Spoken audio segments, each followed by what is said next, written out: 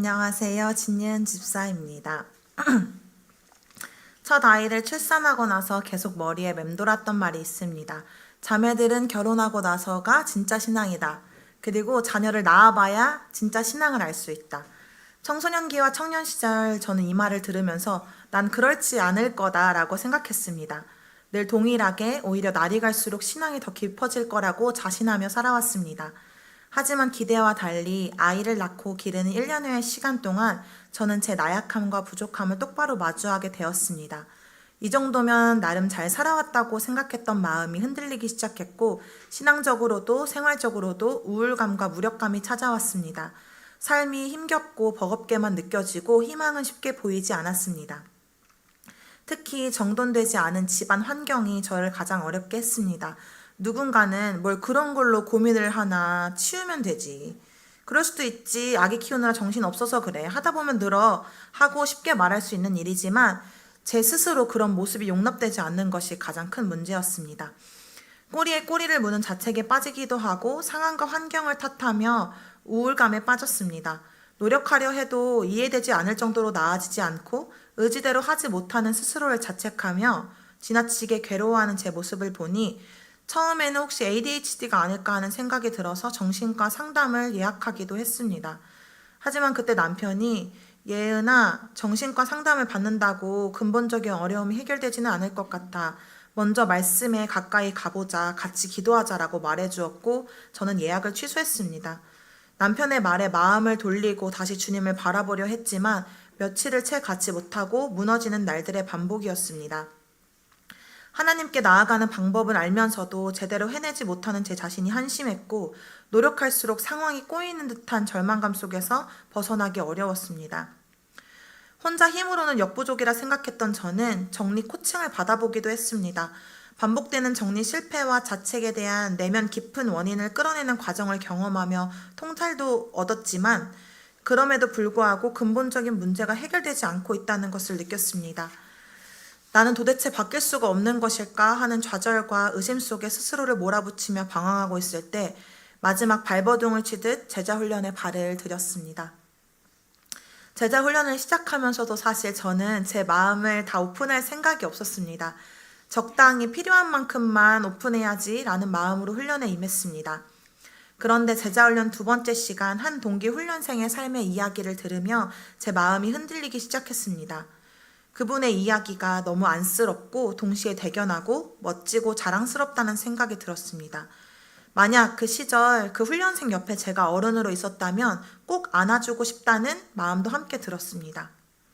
그런데 놀랍게도 그분의 이야기는 제 이야기와 많이 닮아 있었습니다. 그때 문득 이런 생각이 들었습니다. 저분을 안아주고 싶은 만큼 나는 나를 안아주고 싶었던 적이 있었던가? 저는 그랬던 적이 없었습니다.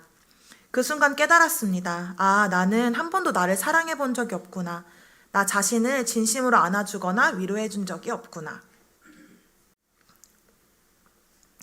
그리고 그 깨달음을 통해 제 자신을 용납하고 사랑할 수 있게 되었습니다. 그동안 부족한 나를 용납하지 못해 자책하고 완벽하게 하려고 안간힘을 쓰면서 오히려 실패감과 무력감에 빠졌던 것입니다.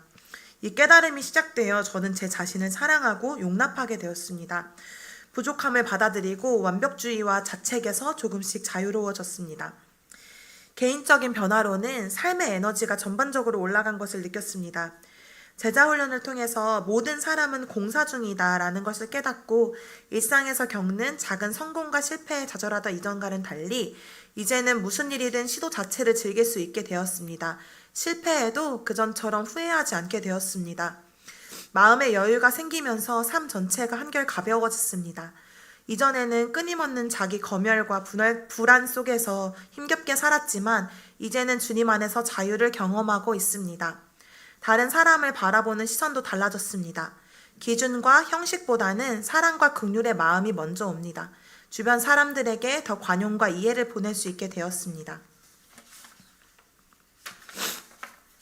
가정에서도 변화가 찾아왔습니다.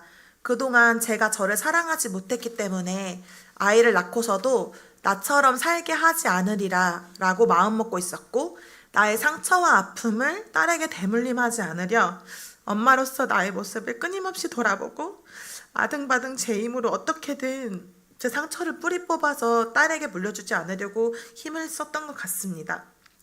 하지만 저의 인생의 모든 부분을 사용하셔서 저를 다뤄가시고 세워가시는 주님의 신실함을 100% 신뢰하게 되니 아이를 바라볼 때도 불안하고 걱정되었던 마음이 사라지고 아이에게 더 자연스럽고 평온한 사랑으로 흘려보내며 양육할 수 있게 되었습니다.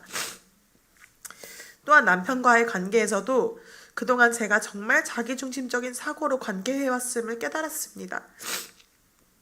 남편의 입장에서 생각하게 되니 미안함도 참 많이 느껴졌고 이해와 감사가 커졌습니다. 더 현숙한 아내가 되고 싶다라는 마음이 이제는 부담이 아니라 기도와 소망의 마음으로 바뀌었습니다.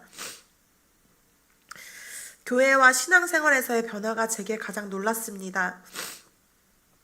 신앙생활을 하며 그동안은 왜 더 열심히 하지 못하냐며 스스로를 재촉했다면 이제는 주님을 향해 걷는 한 걸음 한 걸음이 설레고 행복합니다.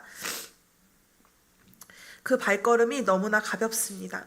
말씀과 기도에 대한 열망, 주님과의 시간에 대한 사모함이 더 커졌습니다. 또 주님이 공급해 주시는 힘을 실제로 경험하게 되면서 신앙생활과 섬김의 자리에서 전과는 차원이 다른 즐거움과 행복을 느낄 수 있었습니다.